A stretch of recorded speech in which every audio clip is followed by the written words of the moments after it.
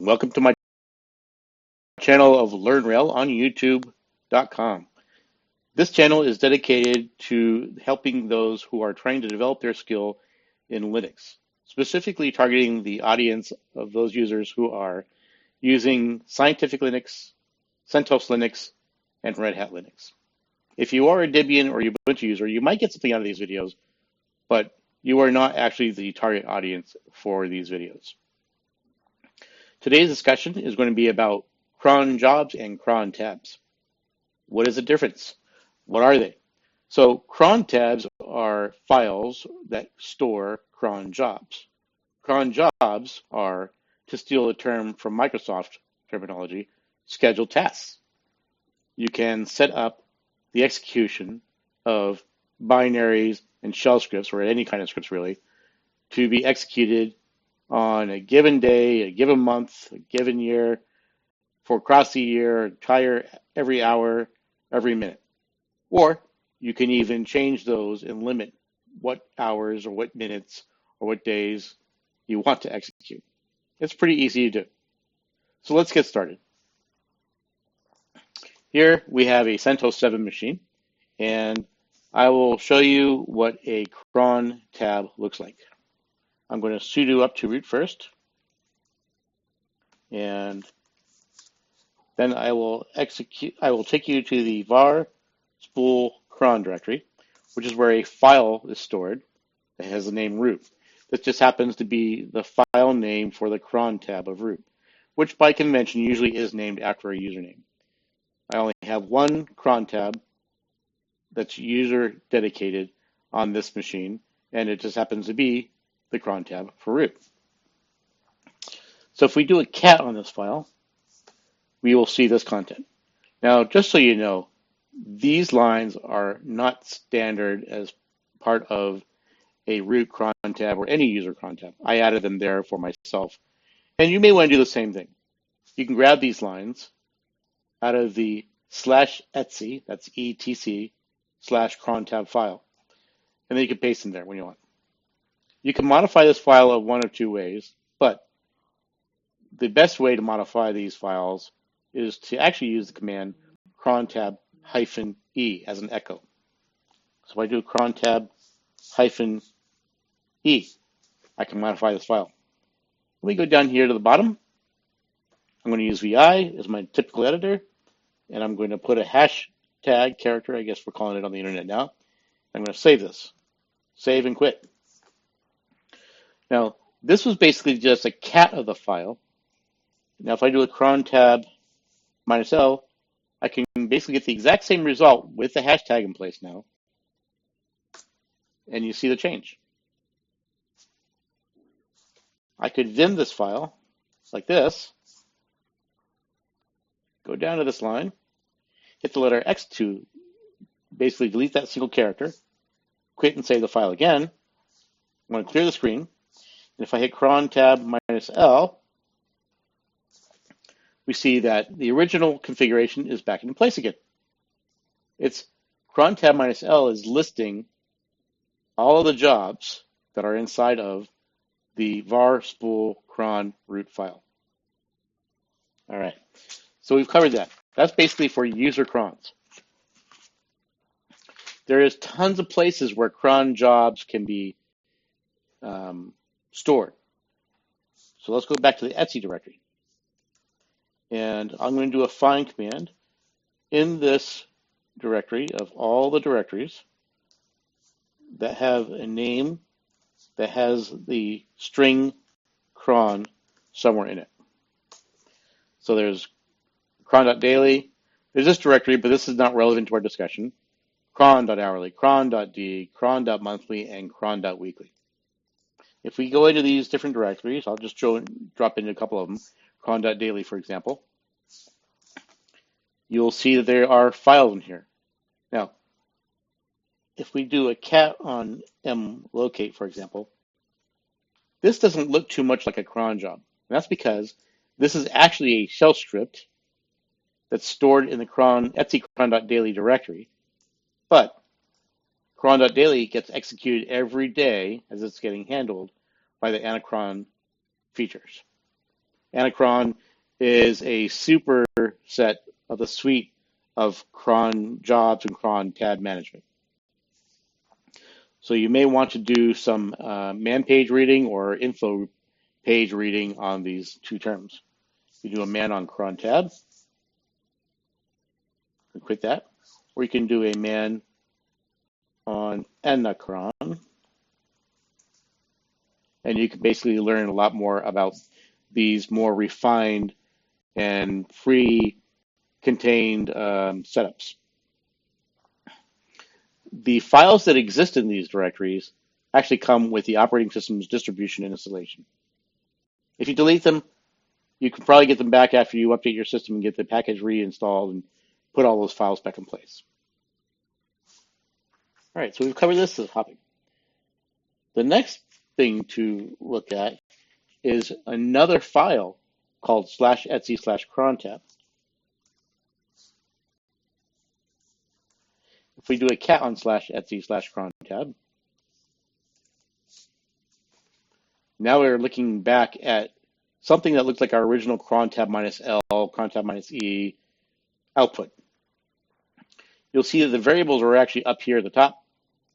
That's actually included naturally with etc crontab.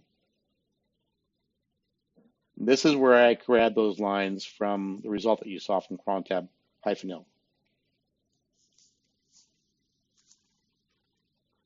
Just like that, these lines are actually a copy of these lines. But if you take a look again at the content of the etc crontab file, you'll notice that there actually is a single job. I call it a cron job because the cron job actually has timely restrictions on the execution of whatever it is you are trying to execute. This is what you're trying to execute. This is who it's being executed on behalf of.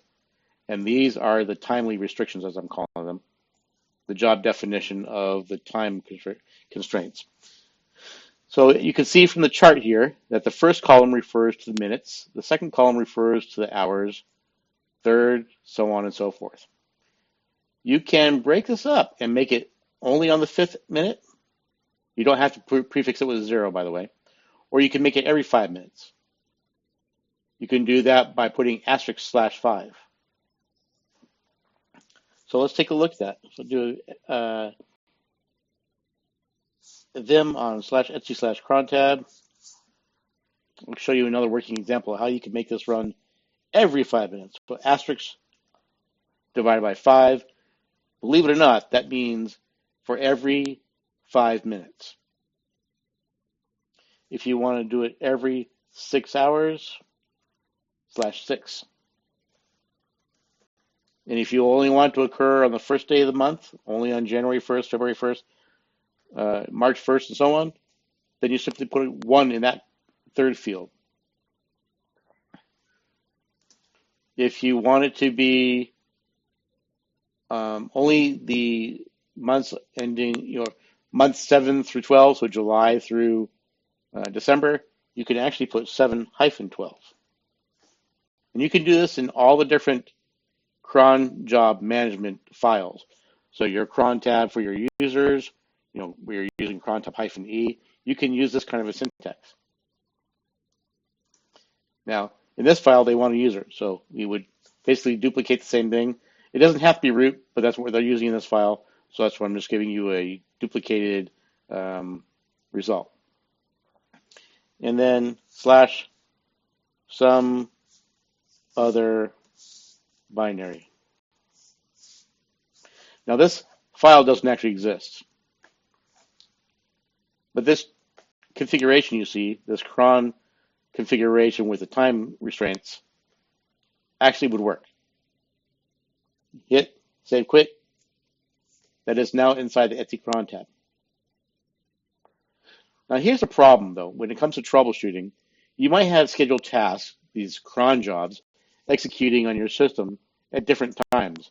And you look at your cron log file, being your var log cron file, and you might see in the content of that file a history of what has executed.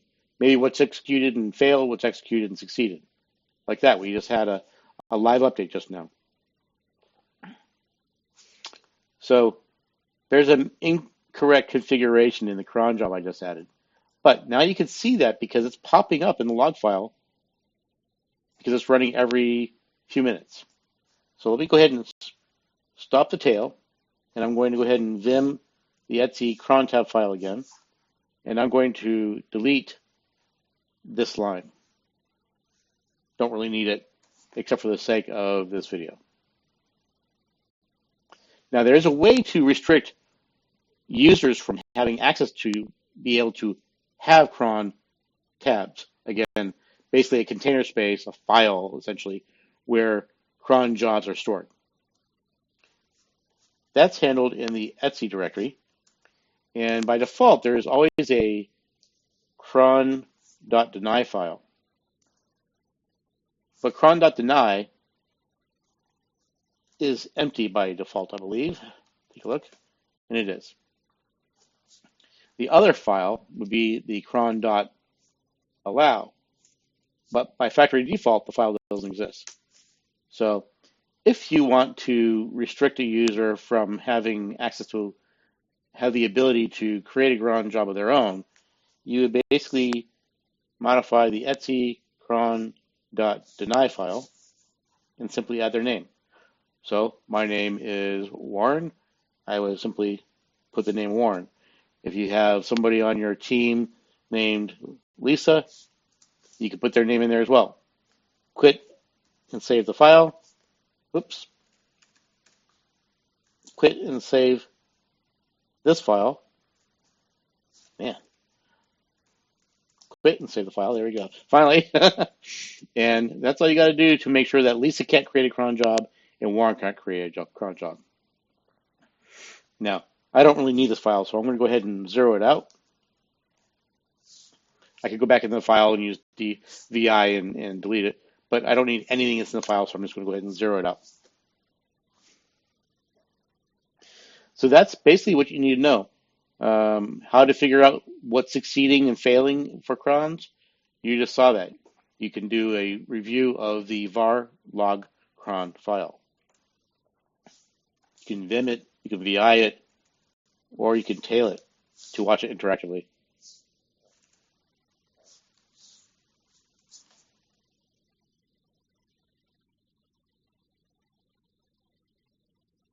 Okay, so we are done with this particular video about cron jobs and cron tabs. Thank you for watching, and please keep an eye out for new videos. And if you have any comments about this video, if I did something poorly, please give me constructive criticism, and I'll do my best to make adjustments and maybe even make a new video to accommodate for my mistakes. Thank you very much.